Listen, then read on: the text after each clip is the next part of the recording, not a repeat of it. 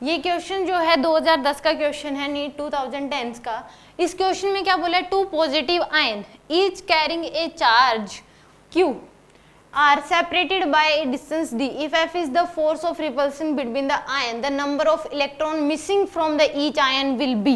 यानी कि इसमें कहा गया है कि टू पॉजिटिव आयंस, अगर क्या होते हैं, एक न्यूट्रल बॉडी अगर होती है तो उस केस में कितने होते हैं, दोनों जितने पॉजिटिव चार्ज उतने ही क्या होंगे, उसमें नेगेटिव चार्ज होंगे। अगर आप इसमें से इलेक्ट्रॉन्स निकाल लोगे तो ये क्या बन जाएगी, एक पॉजिटिव बॉडी बन जाएगी, पॉजिटिव चार्ज हो जाएगा। अगर आप इलेक्ट्रॉन्स इसको दे दोगे तो वो क्या हो जाएगा, नेगेटिव चार्ज।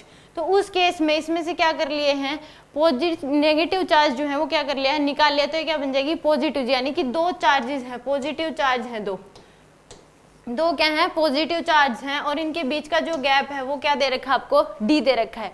यानी कि एक आयन है और एक आयन है, दोनों क्या है, पॉजिटिवली चार्ज है। तो इसके इन दोनों के बीच जो गैप है वो क्या दे रखा है आपको, डी दे रखा है। तो इनके बीच ये पूछा गया है कि इस आयन में से और इस आयन में से कितने नंबर ऑफ इलेक्ट्रॉन जो हैं वो मिसिंग हैं, कितने आपने निकाल लिए हैं इसमें। क्योंकि जितने ये क्या होती, ओवरऑल क्या थी, न्यूट्रल थी, जितने पॉजिटिव उतने नेगेटिव, आपने इसमें से नेगेटिव निकाल लिए तो क्या बच जाएंगे, इसमें पॉजिटिव बच जाएंगे। तो कितने निकाल लिए इलेक्ट्रॉन्स वो आपको बताने हैं, मिसिंग इलेक्ट्रॉन्स इसमें से क्या करने हैं, बताने हैं कितने मिसिंग्स फ्रॉम ईच आयन, हर एक आयन में से कितने मिसिंग इलेक्ट्रॉन हैं वो आपको बताने हैं। तो यहाँ पे जो ये फोर्स लगाएंगे, एफ की वैल्यू क्या लगेंगी, ये क्या लगेंगे, रिपल्सिव फोर्स, दोनों क्या है, पॉजिटिव चार्ज है। तो ये जो फोर्स लगाएंगे, रिपल्सिव फोर्स कितना लगेंगे, एफ इक्वल टू के Q square by D square, इतना ये क्या लगाएंगे, फोर्स लगाएंगे। तो यहाँ से क्यू की स्क्वायर की जो वैल्यू होगी वो क्या हो जाएगी, एफ डी स्क्वायर बाय में क्या हो जाएगा आपके पास, के आ जाएगा, और क्यू की जो वैल्यू है वो कितनी आ जाएगी, एफ डी स्क्वायर बाय के पूरे का अंडर रूट।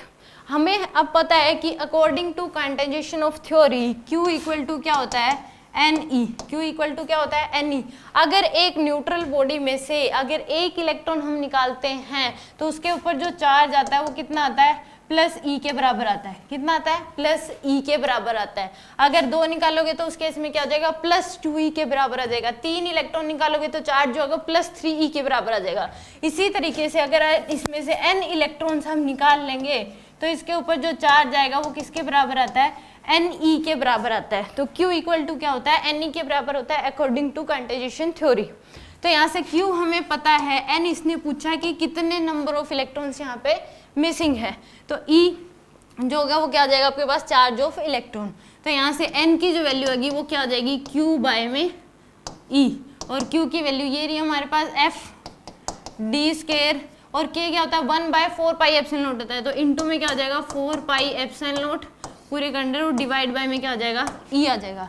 तो यहाँ से E स्क्वायर अगर कर दे तो N इक्वल टू जो आएगा वो क्या हो जाएगा, F D square 4 pi epsilon not divide by E square पूरे का क्या हो जाएगा, अंडर रूट। तो ऑप्शन सी क्या होगा इसमें करेक्ट होगा। इस क्वेश्चन को हम 20 सेकंड्स में कैसे कर सकते थे, सीधा हमें ये पता होना चाहिए कि अगर दो पॉजिटिव चार्ज हैं तो उनके बीच जो फोर्स लगता है वो क्या लगता है, एफ इक्वल टू के क्यू स्क्वायर बाय में डी स्क्वायर। कूलम्ब्स लॉ हमें पता होना चाहिए था, और दूसरा हमें ये पता होना चाहिए था quantization theory, Q equal to क्या होता है, Ne होता है। तो यहाँ से हमें ये क्या हो जाएगा, 20 सेकंड्स में ये क्वेश्चन क्या हो जाएगा, इजिली सोल्व हो सकता है।